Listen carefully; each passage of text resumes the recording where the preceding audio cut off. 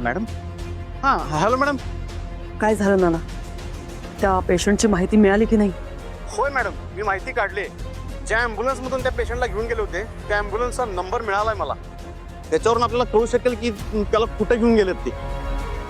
काय बोलताय तुम्ही?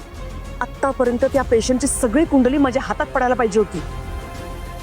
आता तुम्हाला नव्याने सांगायला हवं का त्या पेशंटची माहिती मिळणं किती आवश्यक आहे माझ्यासाठी?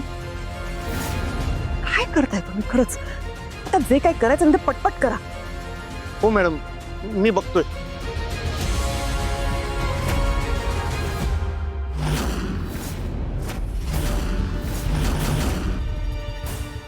तुझ्या पोरीने माझ्या आयुष्याला ग्रहण लावलं, माझं सुख चोरलंय, माझ्या धैर्यांना माझ्यापासून लांब केलंय, माझ्या प्रेमाला बर्बाद करून टाकलंय. आणि आता तिच्या या सगळ्या करणीचे भोग तुला भोगायला लागणार आहे.